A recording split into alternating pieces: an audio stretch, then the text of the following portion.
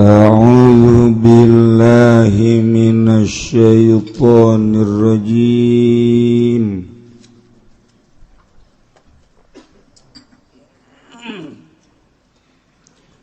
Bismillahirrahmanirrahim. Kitabur riddati utawi ikilah iki kusuiji kitab hale tetep ing dalam mertalakeun riddah murtad.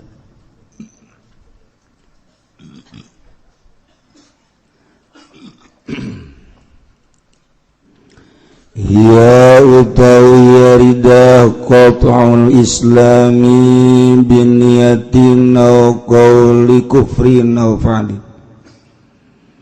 iku pegata Islam kalawan niat atawa ucapan kufur atawa pagawean kufur. Biniyatin kalawan niat kufur atawa ucapan kufur atawa pagawean kufur. Sawaun qalahu istihzaan aw inadan aw i'tiqadan, iku pada utawi entah ngucap ya wong huing qol istihzaan kena arah-arah ngaguguyon, aw inadan atawa kena arah-arah angas, aw i'tiqadan atawa kena arah-arah tekad.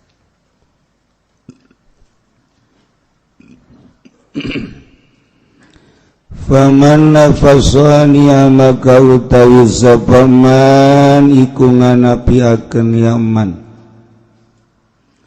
asania ing kang ngadamel awi rusula atawa ing pirang-pirang utusan, au kadzaba atawa ngagorokeun yaman rasulan ing rasul, au halala atawa ngahalalkeun yaman muharraman ingkang den haramkeun bil ijma'i kalawan ijma'.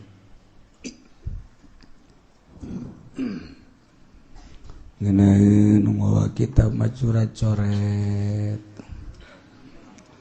Pokona asal curat-coret bae. Ainu teh mau kitab papan molongo. Bongan sah teu masantren atuh. Tengah rugi-rugi karep. Dibere umur, dibere waktu, jag-jag kaju teu masantren. Rugi 12. Kazina kaya zina aw aksi atawa sabalike perkara yani halala muharraman,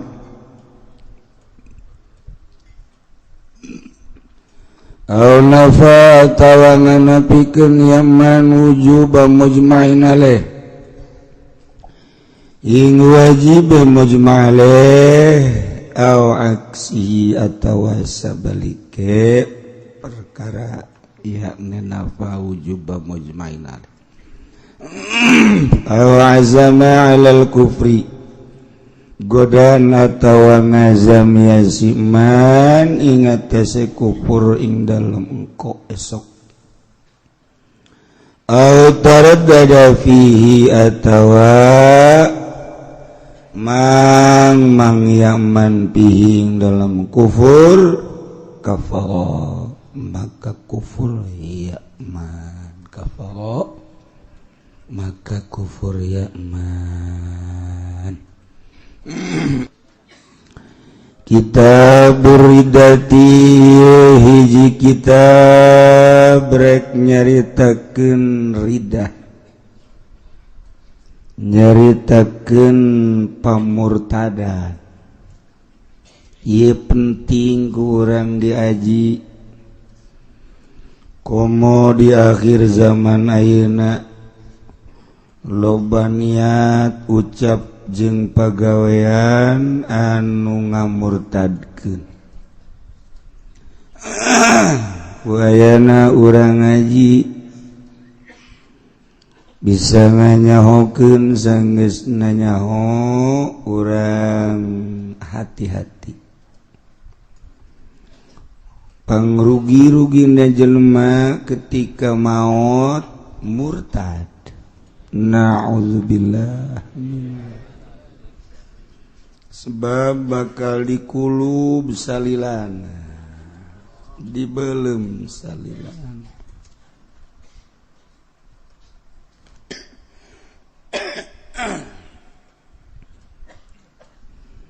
Ari kitu mah teu murtad sanajan tilok salat, mabok terus baik cara tatangga urang atau anak orang.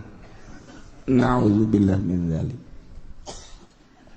Korupsi terus baik, maling, zina, tapi iman ka Allah, iman ka Kangjeng Rasulullah Muhammad sallallahu alaihi wasallam. Sanajan dikulub dibelem datang ka geheng jadi areng aya harpa. Ya bangsa 100.000 tahun lah. Nyana geus leutik harpan sebenarnya. Geus jadi areng istikadeulana.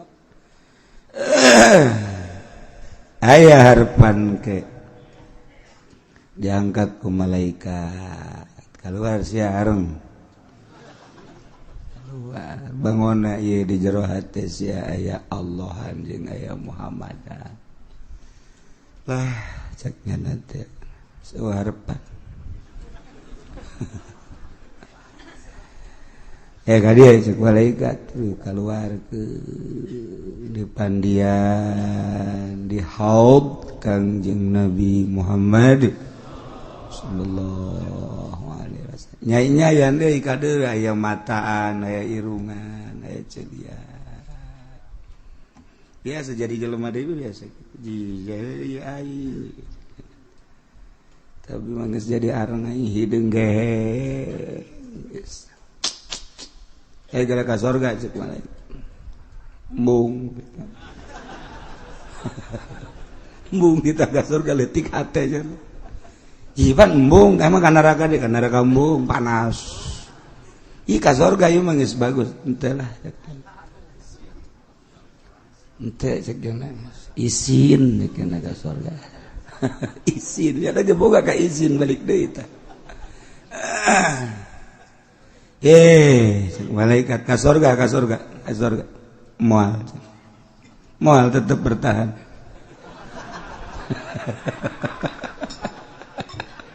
Kita ka surga embungnya na. Isina injek.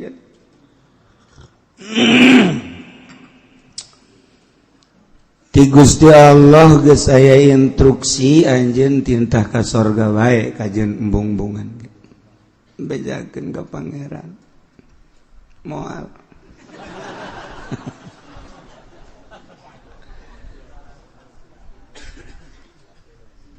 Cak Allah malaikat tanya nu mantak teu daek ka surga kunaon?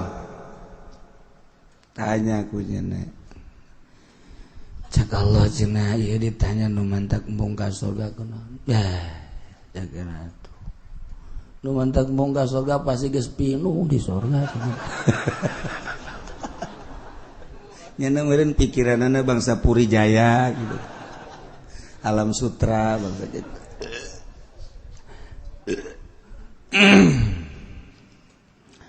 Cek malaikat ulah sieun surga lega keneh tetep maneh kudu ka surga. Henteu lah sakitu. Aing daripada di itu ngemper engke. Sing serikeun babaturan yakin lah moal aing. Zakira ka ditu bae lanan ulah wakan can neuleupan ka surga. Lah sanajan can neuleuh ge sabaraha silegana surga cek dieusian ku manusia di zaman Kangjeng Nabi Adam katungtung umat Kangjeng Nabi Muhammad mana ting mayakna cekna jelema bangunan-bangunan kaing datang ka ditu waju pada naranya di mana tempat angkaning geus parinu moal geus ayo ka ditu bae cek malaikat moal bejakeun ka Gusti Allah aing geus sadar aing mah di dieu bae pohara teh jelema urang mana eta urang pondok eta ya Allah masya Allah ayo datang bae ka ditu datang enta tapi ku malaikat digiring datang ka lawang surga tuh di cekin aja lega kene bejakeun malaikat nyana ridhoen tante lamun dibere pangtungtungna nyana nu asup ka sorga bakal dibere sagede langit jeung bumi luasna saluas langit jeung bumi bakal dibikeun ka nyana ridhoen tante bejakeun nyana langsung brak bae sujud Gusti gede teuing atuh teu saimbang jakna jeung kula mah salat tilok puasa tilok lah sapira kula engka asup bae geura ka jero wah dibere jadi pangpandeurina nu asup ka sorga teh bakal dibere saluas langit jeung bumi beuh atuh nu ngaraji di dieu mah geus teu kacaritakeun ku daena atuh ulah ka amin nya ka sorga nyaon teh geus optimis jasa burung masyaallah nu mantak ulah murtad baheula komo datang ka kafir musyrik na'udzubillah min zalik wa min zalik ieu murtad ieu tah mantak kurang dibahas lalaunan tentang murtad naon ai murtad teh ridah teh cek lugat ma arruju'u anisy ila ghairihi babalik tina hiji perkara mengkol kanu sejen ngaranna ridah eta mah pokona mah asal keluar tidinya menghadap kanu sejen murtad eta nu kitu garana jelemana murtad tatadina nyana teh bogoh ka sarwiti urang Cikupa geus jang dipasini erek neruskeun cintana ka pelamunan kaserang tabatu dik dilanjut ke pelaminan belah dieuna nyana neuleuh deui aya si sarboa ada beda cenah ieu mah potonganana geus nyana indit ti sarwiti kuari neang sarboah jalinan nyana jeung nu anyar murtad eta itu murtad eta do kos itu karena murtad mantak sarwiti teh salah si murtad sia alasan eta murtad cek lugot do kos kitu cek bahasa narik tina asal keluar tina asal kanu kadua atau kadua naon bae eta keur carita bahasa ieu ngan ieu mah lain rek ngaji bahasa da rek ngaji teh ngaji syara ngaji bahasa mah mun urang deuk ka Arab karak urang ngaji bahasa mun deuk ka Amerika urang belajar bahasa Inggris yes jeung bae mah jeung no kudu nyaho minimal eta yes no You hungry? Yes. Please eat. Okay, yes. Entah. Pasti tak bayar. No. Minimal 2 tak. Asal tidak dahar, yes. Tidak bayar, no. Mual kebal di penjara tuh jelema. Urang dek ka Arab kudu belajar bahasa Arab. Dek ka Jawa atau bahasa Jawa. Urang mengkonon bae mah kudu bisa.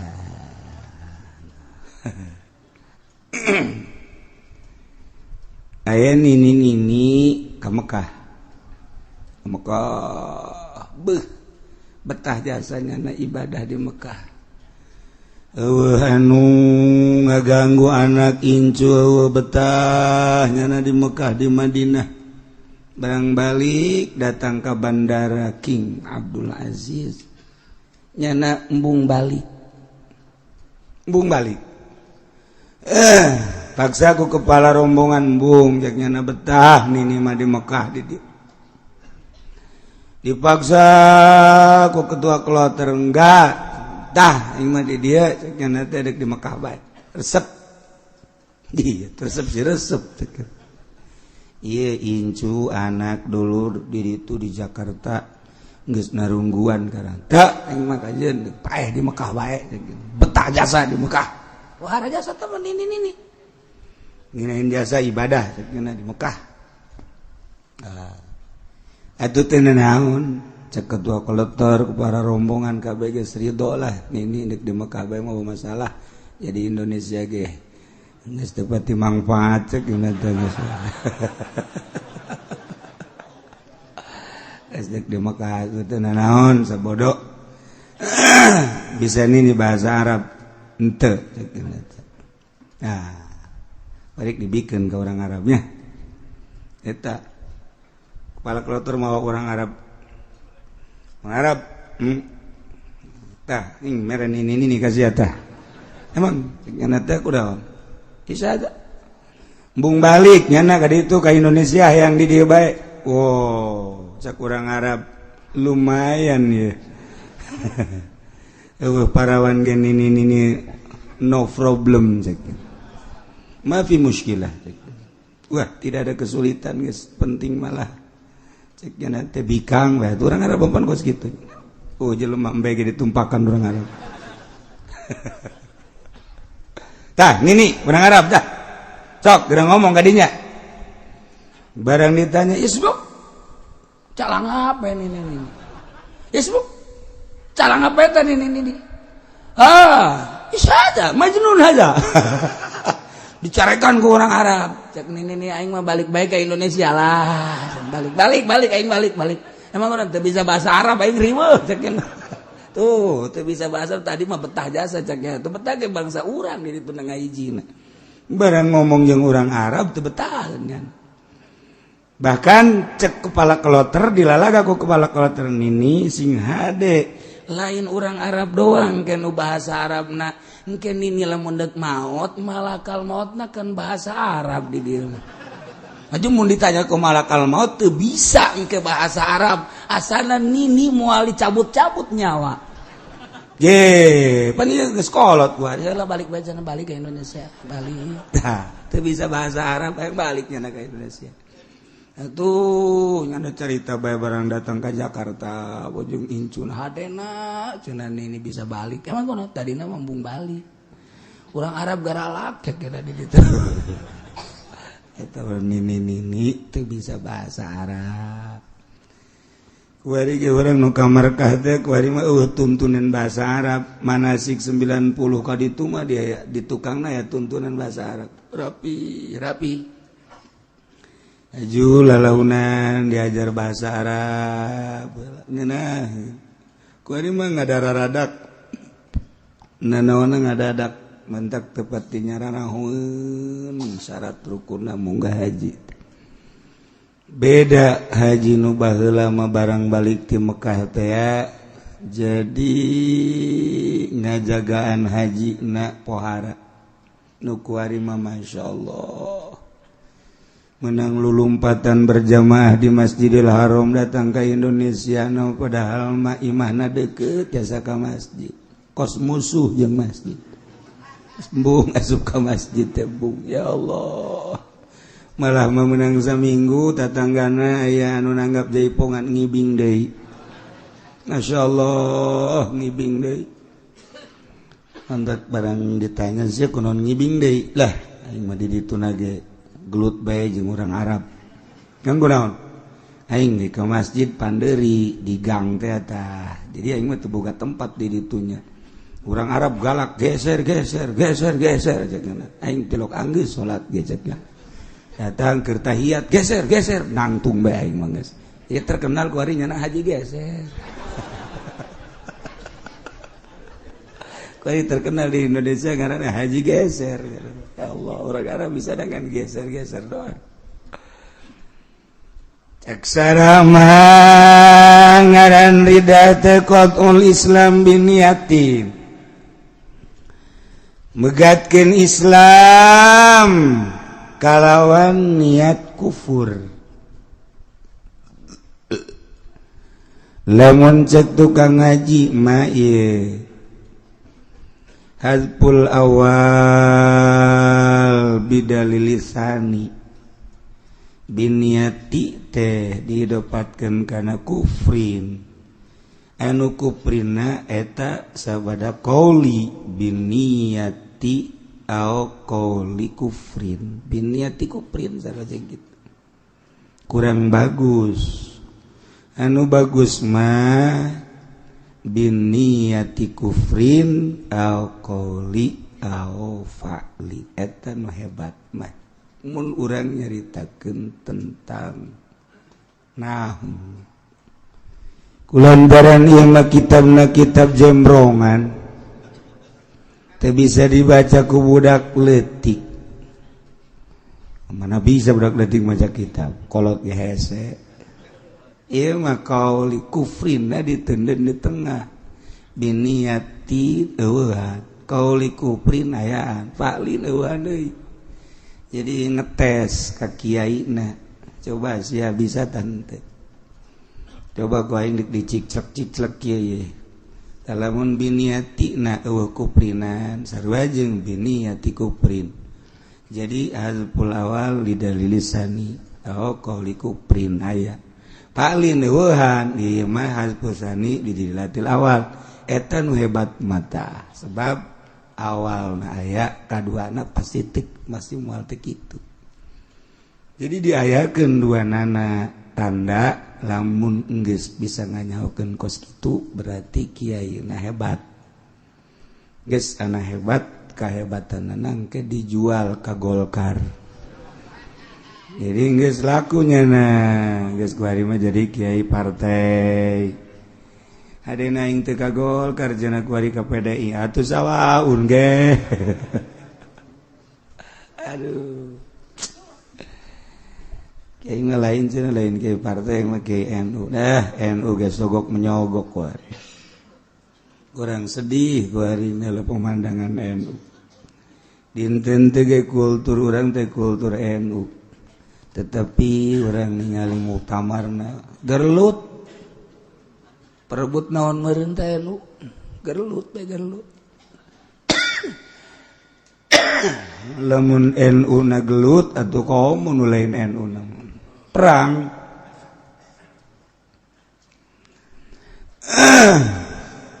qatul Islam biniyati kufrin megatkeun Islam kalawan niat kufur au qauli kufrin atawa megatkeun Islam ku niat kufur atawa ucapan kufur au fa'lin atawa pagawean kufur tilu tah ngajina lalaunan bae sebab yang ngaji ridah lain rida orengan dia mah dek batuk meureun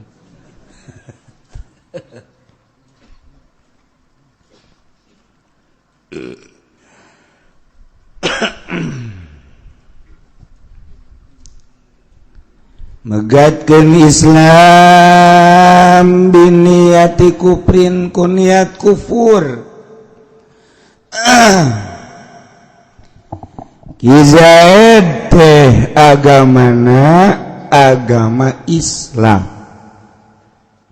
Bagus, hebat.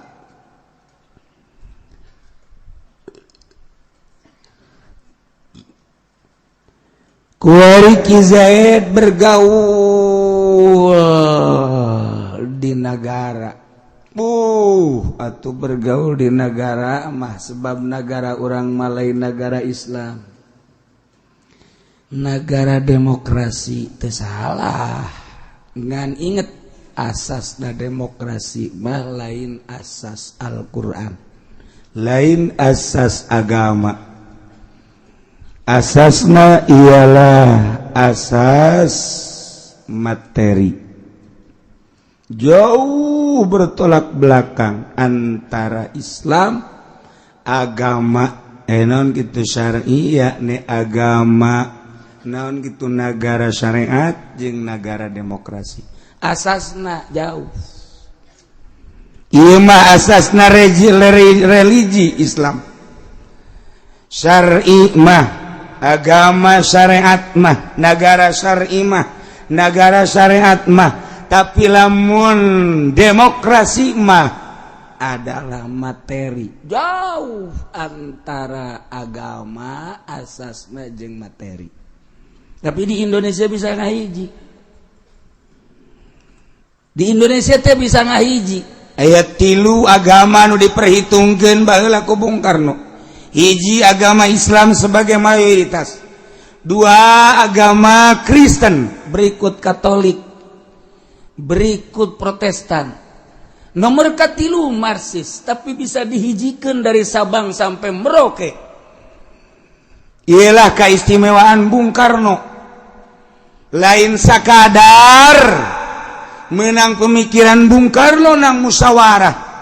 Para inohong-inohong nu aya di Indonesia, terutama mayoritas Islam, tentu para kiai-kiai setuju ngadirikeun negara demokrasi anu make Pancasila.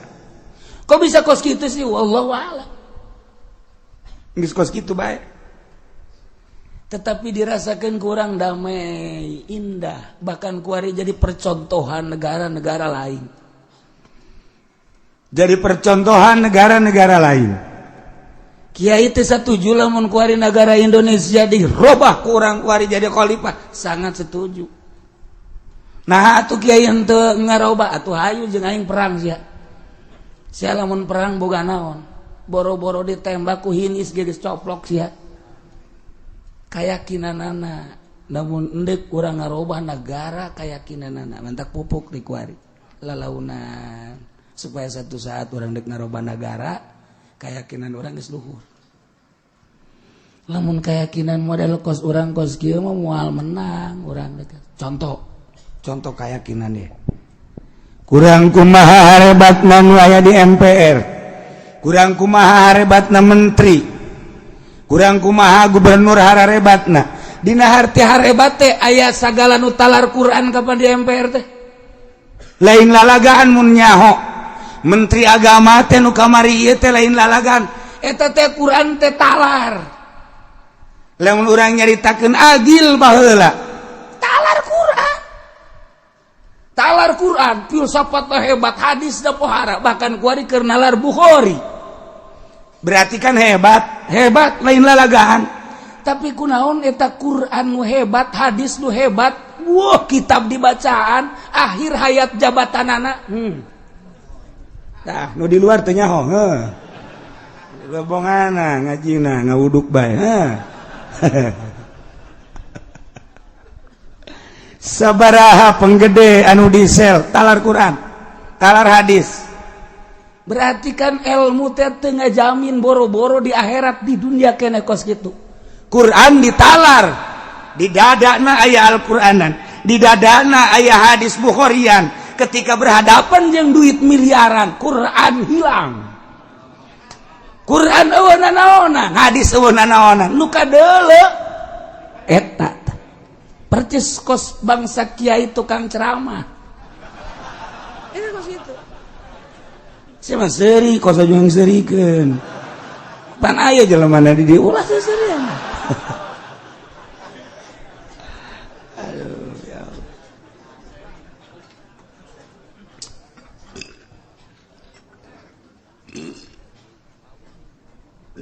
Nah, paingan cek abah ingat baik. Teka bita abah mangadengi jelema pinter. Teka bita abah mangadengi nu talar Quran. Teka bita. Ih pan. Masa sih abah teka bita cakate. Teka bita aja abah majina jelema palaling terjasa jo katalar Quran. Teu saya tiga-tiga aja. Ku lagi heran. Ajun kumaha tuh nu kabita nu ikhlas. Tah lamun geus ikhlas kakara. Emang bupati nu talar Quran. Beuh. Atuh komo nu pinter mah. Bupati Garut aceng-aceng. Emang teu pinter lain lalagan maca kitab na ngadorolang. Tetapi kapan nyana mondok. Masa antren di teralis. Eta kan berarti tuh mantap ulah kaget orang lamun nulu kepinteran seseorang ulah kesima orang ngadenge bangsa dokterandes ngadenge profesor ngadenge doktor coba tes heula keikhlasanana lamun geus bisa ikhlas kakarak orang bisa nyembah ka nyana tapi can ikhlas maning hitutan brut beres. Nah, tuh pinter ge ngajakan. Ya, negara Indonesia emang teu palalinter nu nyekel negara. Boh, urang nyaritakeun hadis jana leuwih bisa, nyaritakeun ayat nyana di luar kepala, nyaritakeun politik pohara jasa, ekonomi lain lalagang, tapi panambruk ke Indonesia. Negara nu terbesar di dunia korupsi. Alhamdulillahirabbil. Teu wani sih nyebut alhamdulillah. Sakitu ku aing geus ditosran ge. Naon artina pinter atuh dek gacak-gacak negara mah. Naon artina pinter atuh dek gacak-gacak agama mah. Ye. Nu mantak ulah kaget di lembur aya dokterandes, aya sarjana, aya santri. Tamat SD gen teu. Santri mun ditanya sia sakola kelas sabaraha 3. Atuh teh boga ijazah henteu aing mah. Emang kunaon sia teu naik? Bayaranna make suluh keur ieu. Jadi ya eta santri lah. Ieu dokterandes, sarjana, nu sajen aya. Wayang ngariung mah santri nu dipanggil. Sarjana ngamakmum ka nyana. Al-Fatihah santri. Lah, cak sarjana teh emang sakitu doang ieu cenah santri mah hayang ngariung doang. Je, soekeun sungu teh ku aing sia. Iya manfaat lah itu ya tuh santri, masya Allah. Ejeng nu nyahoeun mah beda. Iya sarjana, iya doktor, iya santri, sarua ngarendeng. Nu nyahoeun mah beda. Sinarna lain deui, sinar wajahna lain deui. Sebab aya ikhlas santri mah, santri ge lain santri anu haju ka Golkar lain ieu mah. Pagong ka Golkar mah teh. Alhadin sawa teh mah. Nah, Zaid agamana Islam. Gaulnya na lantaran di Indonesia mah atuh kos kitu. Jadi aya Islam, aya Kristen, Protestan, Buddha, Yahudi aya lah di Indonesia mah. Gaul ku sebab gaul. Caroplo keyakinan di jero lalaunan saeutik ka bawa akhirna kadituna ngomong nage geus lain deui agama itu ya sama saja baik-baik terus gabelah dituna tu bergaul bahasa nage milu ka Kristen milu terus etik kabelah ditunanya na ngarenung ngorenganannya di Islam nu hebat tidak perekonomian ningali anu baroga pabrik ke Kristen ningali nu boga perusahaan Kristen, ningali anu mararaju usaha anu boga Indomaret dan lain sebagainya, hampir mayoritas Kristen. Islam aja eueuh cakiana lah aing neuk ngazam asup Kristen bae lah ke bulan hareup mah kuari keneh asup Kristen. Atau aing neuk niat asup Kristen Harita keneh niat Kristen. Jadi niat kafir harita asup. Niat jadi Yahudi harita harita jadi. Masya Allah. Ya diniatan di jero hate teh deuk Asup ka Kristen atau Katolik atau Protestan atau diengkekeun deui lah caknyana. Ke bulan hareup aing mah kakarak asup Kristen, harita keneh ngan asup Kristen. Bae disate di neraka jahanam. Masya Allah. Ayo sing hade kuniat. Oh. Atau digantungkeun niatna ditahlukkeun. Lamun itu si Kristi daekeun ka aing. Aing ngasana deui awewe di dunia ngannyana doang. Ye teu budak buta atuh mata. Ceknya nama urang Lampung meureun. Sakitu parutihna gede adat. Datang ka jana tuh kos kitu ngomong nage. 1 juta bintang di langit, satu yang bercahaya. Masya Allah. 1 juta gadis yang cantik, hanya engkaulah yang kucinta. Wow, parah jasa. Sedangkan si Kristi mah agamana Kristen. Nyana ngomong, andaikan si Kristi mencintaiku dan mau menjadi kekasihku, siap aku akan masuk Kristen. Cek nyana eta harita keneh geus. Daekeun teu daekeun eta nyana mah Kristen bae. Masya Allah. Na'udzubillah min dzalik wa min dzalik sing hade. Gusti Allah.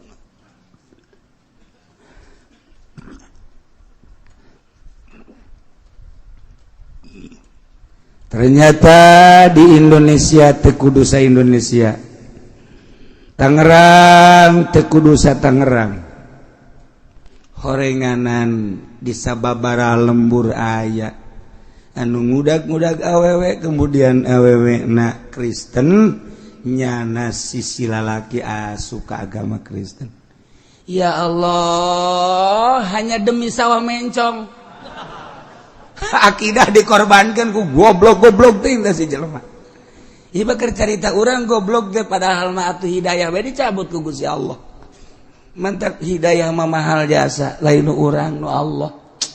Urang lamun inget ka kibar siso, 500 santena ge nu bisa hiber.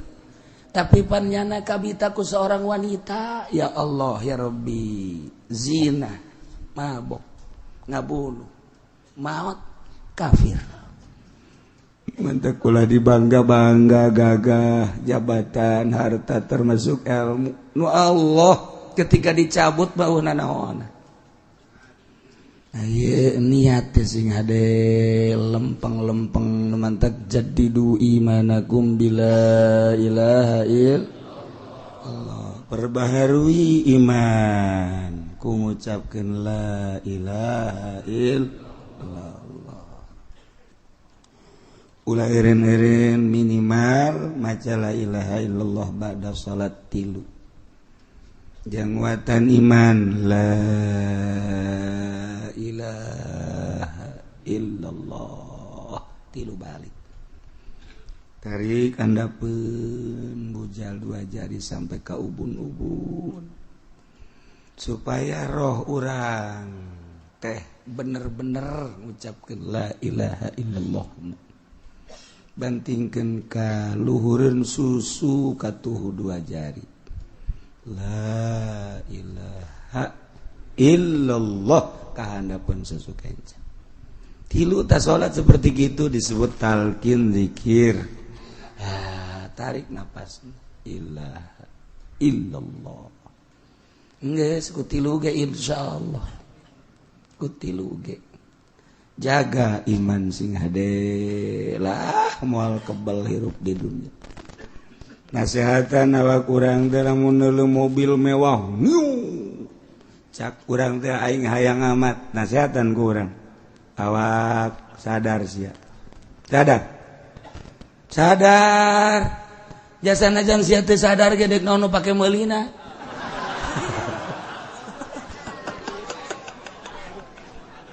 tuh kan jadi tenang urang atuh jualin sawaja eueuh gunung nur dijual eueuh naon mitoha dijual ku sia sadar tenang jadi Masya Allah eta lamun urang bisa nganasehatan diri urang bantep hirup mana sehat lah awak memewahan teuing atuh di dunia ieu ge bakal ditinggalkeun sakedeung deui ge bakal paeh tuh kamari ge tatangga paeh teu dibawa segala rupa ge ge atuh geus ge bakal paeh ketungguan di akhirat ulah sok hayang senang di dunia urang mangke di akhirat boga sorga eta ge mun ka sorga teh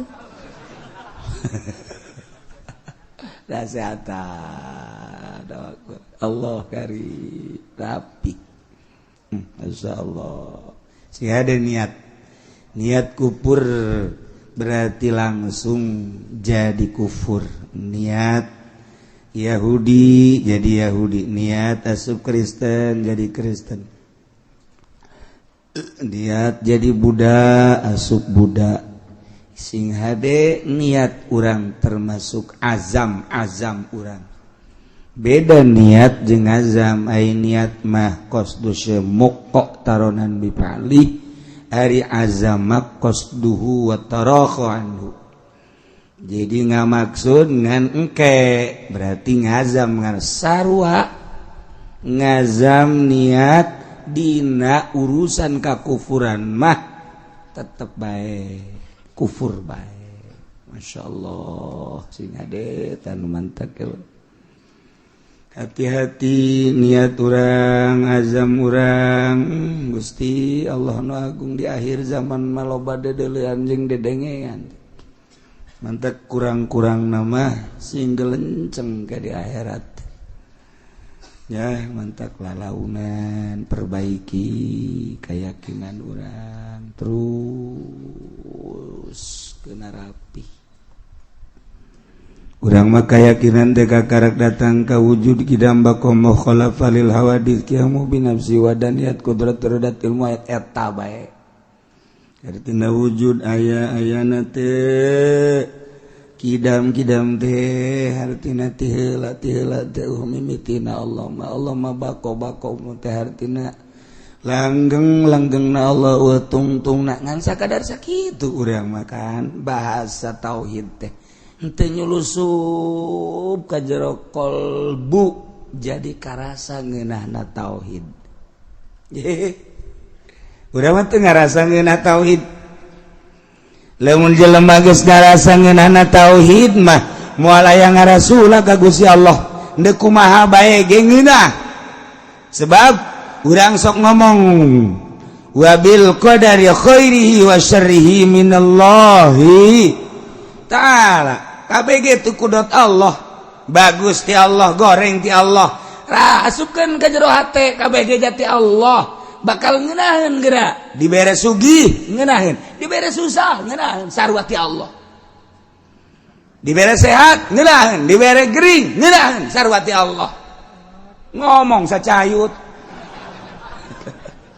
ngomong ngeunaheun aduh gerek dibere ti tajong geus rekanan batu urang tajong goblok batu teu neuleuh sia ka aing cak batu emang aing teu ngadenge emang aing ngira neuleuhna sia goblok deui cak batu tolol sia teh katabrak sapeda gitu sia bener bae kadi itu katabrak ku sapeda nah eta badak sia ade urang kok kitu bae encan datang ka jero saha tunu geus datang ka jero teh eueuh deui nomor hiji rajana Kangjeng Nabi urang Kangjeng Nabi Muhammad sallallahu alaihi wasallam kabelah dieuna para khulafaur rasyidin kabelah dieuna para aulia Allah terus wali-wali Allah nu mantak urang zarah ka para wali teh ulah sok mentana naon zarah ka wali ieu mah zarah ka wali pun tak penta wali aduh abdi teh minta dimajukeun usaha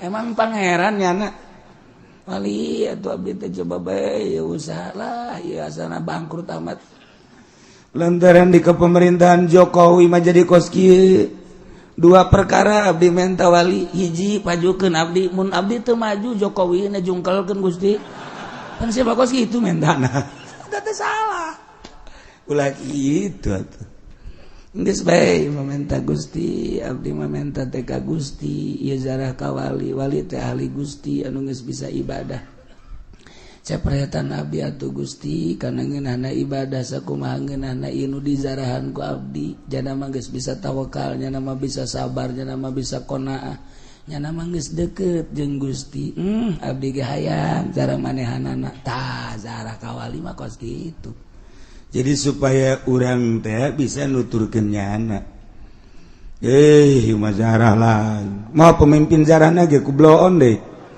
pemimpin ayo kayak dipangmentakeun ka ditu kayak ditawasulkeun ku kula geus pokona hayang naon ge tulis bae geus dirinya tulis kula nu ngalaporkeun ngan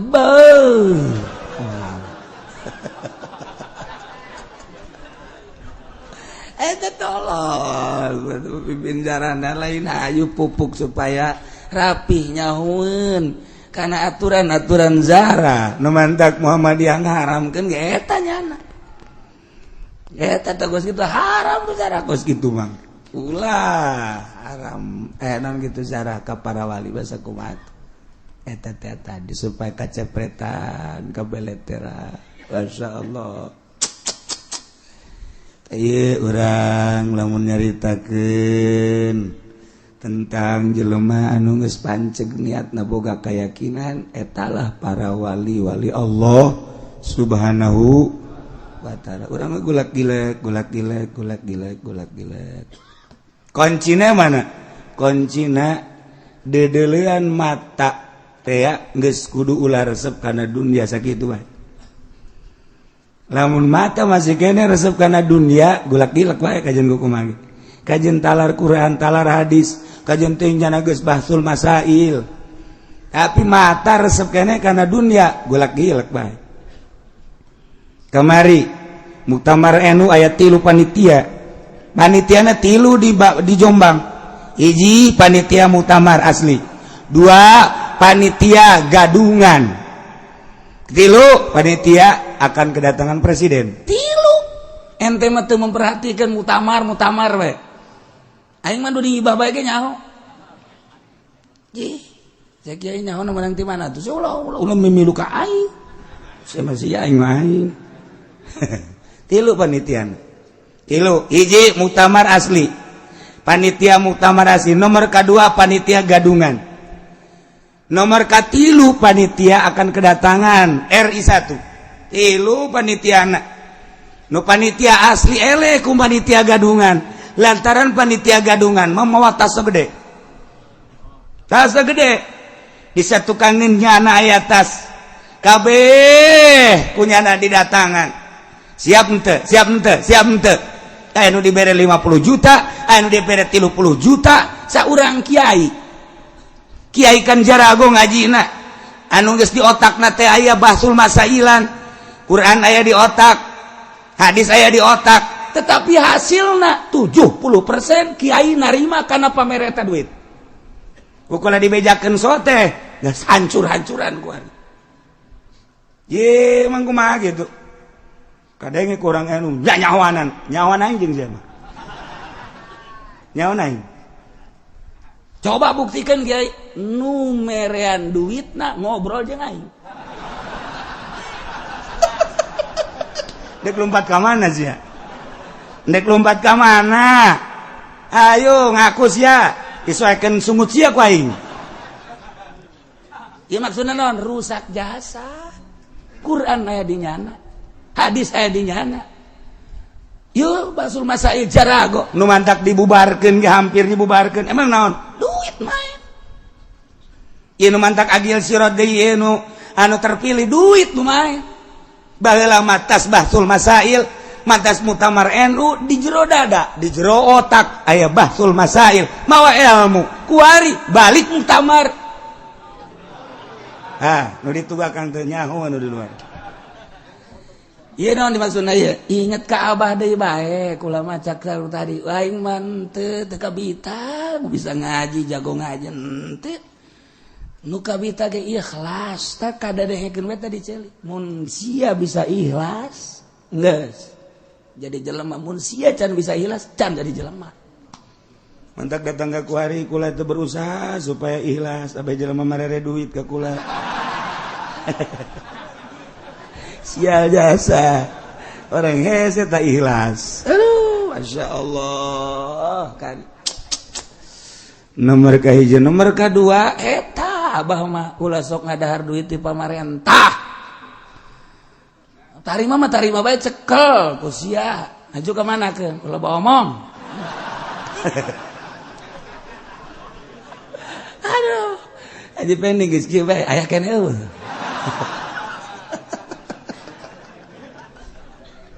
ya kula ngabejakeun sote lain naon supaya ulah jadi rahasia agama abe maju urang jeung pamarentah ulah bendu jaloba kepentingan anu urang teh diuruskeun ku pamarentah nu ulah sote lain babarengan jeung pamarentahna ja birokrasi memoal kaluati pamarentah partai kaya di pamarentah hayu dukung pamerena ulah dicokot cak kitu ulah kieu ulah wah ekstrim jasa ka pamarentah ulah negara urang kan negara politik kan aya di pemerintah anu ngajalankeun roda politik kan pemerintah jangan salah mah lain pamarentahna lain politikna kiai nu narima duit di pemerintah eta nu salah mah lalu bawa ngomong pun tenang geula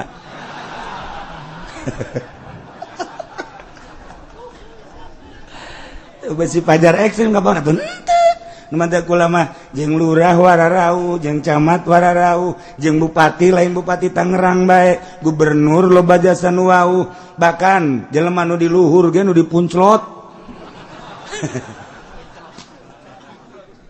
Atuh wow, bahkan aya nu pernah mere duit teu ditarima loba saksina henteu ulah. Kanyana maksa, manya maksa bae kudu bae, terima popula.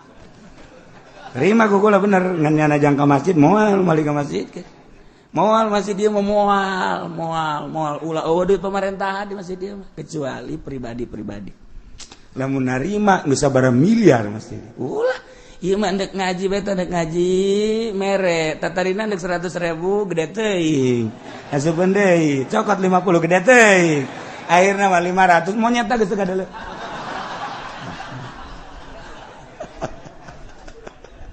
Tapi jadi baik. Nah, masyarakat di dia tadi dipaksa nyen masjid. Ulah bisa nu ngomong teu ngeunaheun ulah didengekeun. Geus nyana pelit ulah dipenta. Geus ieu mah masjid Allah, tapi ternyata di Cilongok mah masyaallah. Kukula karasa lain bae lalaki awewe ge awewe mun dipersilahkeun ti tangga bangun darahek nya mah di dieu. Sebab diomebe ku panitia. Aduh, ya orang nyeritakan niat cing hade.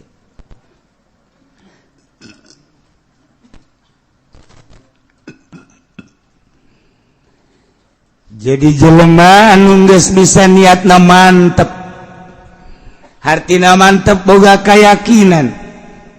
Yakin teh aya nu datang ka ilmu yakin. Ilmu yakin mah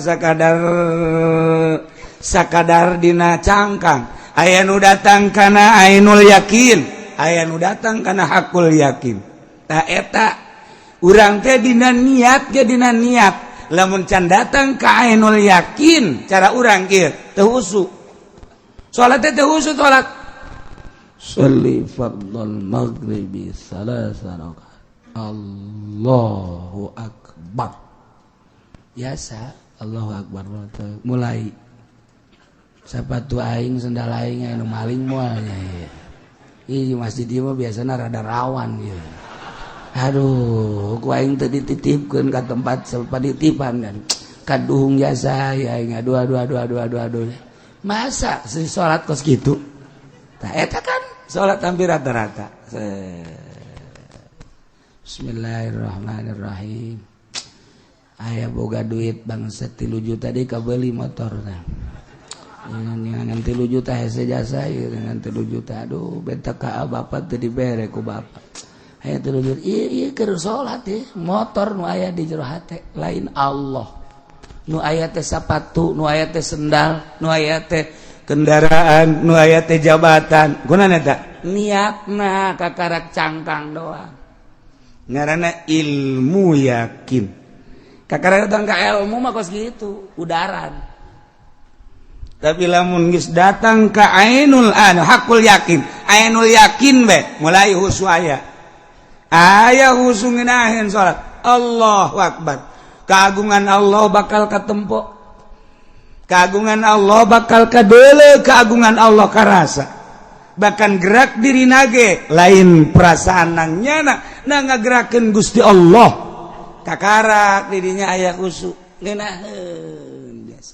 Dina benak di otak aya Allahan, di dada aya Allah. Terus kabeh aya Allahan. Geus kajen kukumaha ge geus ngeunaheun bage. Ngeunaheun salat teh aya reungit geus teu karasa, reungit moal karasa sebab Allah Maha Agung. Sapira reungit geus teu karasa. Wang reungit di dia teu geus teu karasa biasa bae. Urang mah pan salat teh pabelit jeung reungit. Allah. Wa maghdubi alaihim waladdallin. Cek urang teh reungit sia jasa ngaganggu ka aing sia. Aing pindah bae kitu ya salat. Ya Allah, ku hese-hese teh. Tah moal bisa lamun urang teu ngarahan, kudu diarah. Terus lalaunan. Ngan moal bisa datang kadinya sebab naon perpindahan. Nu diurus teh apandek awak doang. Atuh urusan awak mah eta kitabna Riyad Takrifatul Muin eta jang urusan awak. Naik urang deuk ngurusanana, deuk ngurusan qalbu atuh kudu pindah kitabna Kifayatul Azkiya Minhajul Abidin. Sakadar dibaca mah geus lain eta praktek. Berarti kudu boga guru praktek. Sakola ge mimiti ilmu kedokteran di meja. Kemudian praktek manehanana besi salah nyuntik. Besi salah nyuntik engke pelebah mana urat nu kudu diasupanana teh pelebah mana ieu praktek ye. Montok aya nu tas disuntik aju bodek kieu. Bengkak bodek kieu. Bebe jadi ka dokter-dokter teu tanggung jawab. Teu tanggung jawab. Geus bodek sagede kieu teh dokter salah nyuntik. Mentek ku hari tilok nyara runtik dokter besi salah. Tilok ku hari mah teu main suntik-suntik obat-obat bae geus pokona. Teu barari sen nyuntik bari mah. Baheula mah suntikanana jago jasa. Lamun urang deuleuh Gusti Hasan bari peureum nya nama nyuntikna ge. Nongeng. Trek beres. Gusti Hasan kok gitu. Enaon ieu penyakitna? Ieu cenah ceuli kala luar cule sia mah dibawa ka dieu. Gusti Hasan bugurang mah izin. Nyana ngomong gandengnya sok ada ge ku kabehan. Cule-cule dibawa ka dieu cakena ka dieu dibersihan. Tapi emang geus kosir gayana Gusti Hasan eta. Masyaallah beres eta. Ieu naon deui ieu? Tuh, pan boroknya. Iya borok bilatungan sia mah borokna ge. Pugu urang izin mau borok kadinya nya ngomong embat jasa Pak. Kadieu ku aing diroskam sia. Aduh itu Gusti Hasan. Beres nonggeng suntik tret beres. Nya nyuntikna ge asal nonggeng di urang ngaju bae ditotol trot tret beres. Bangun babarieun teh dokter kuari hese kan nyuntik hese. Ya Allah karim. Ya orang geus boga ainul yakin mah ngeunaheun. Berarti kan guru ngurusan hate. Berarti aya parantina kiai nu jang ngurusan hate. Geus lamun jelema datang ka ngurusan awak bakalna kos kitu tingkahna, ngomongna. Geus ngomongna ge ngomong awak bae. Ngomongna ge ngomong awak bae. Nyana mah lamun ngariung nu diomong-omongna kepentingan awak bae. Eta jauh bagus lamun diberkatkeun. Jang awak kan jauh mah. jangan awak eta jeung boluna sakalian jangan awak pantakan nah wajib kuatin wae eta mah garong ngaranna eta jangan aja ngariung jangan kepentingan awak sing ade panitia sing ade nya ulah indit sing ade panitia besi poho inges negoran panitia bae nya nama eta pan masalahna lain amplop mah teu butuh jerona sakina eta kan yang awak ngomongna ge eta jelema datang ke awak bae nu diomong kepentingan awak bae jang dahar jang nginum jang kendaraan jang dapur dan lain sebagainya berarti eta kiai zohir geus lamun engke aya kiai geus teu perlu nu kos kitu nama anu dipentingkeun teh kolbu berarti kiai kolbu kan ketika kiai zohir ngomong-ngomong kolbu nyair teh asana teu napak sebab naon eueuh di jero hatena ge emang kepentingan zohir tapi lamun jelema geus datang ka kepentingan kolbu nu dicaritakeun kolbu nyana ngurusan kolbu urang tersentuh bakalna sebab nyana teh anu di kolbu nyana dikaluarkeun ku nyana ngeunaheun ka urang nikmat komo lamun jelema geus datang ka marifat di jero hate teh di jero jelema anu marifat loba caian cai eta teh loba bangawanan jalan cai kali sing kolocor di jero marifat mah cai marifat anu lir teu beda jeung cai nu aya di jero kolbu dikaluarkeunana melalui lisan ketika jelema marifat nyarita jelema teh milu mandi cai keur dikaluarkeun tiis mandi haju rapi sekali mandi 2 kali 3 kali rapi engke di lembur masing-masing nanya sia rapi amat sih mandi di mana lamun cara mandi betul di ditu aing mandi di curugan itu caina herang ngeunah tiis caina ge herang ya aing sering mandi ka tumun cara cai teh mah engke ge bawaan hayu herang ya heuh herang ye cai ngeunah marandi luis nah di benak ahli marifat aya cai nur ilahi ketika dikaluarkeun jelema mararandi tarariis ngeunaheun keur ngajina ge datang ka hes kunti istiis dan nundutan kasebahan uduk masalah teh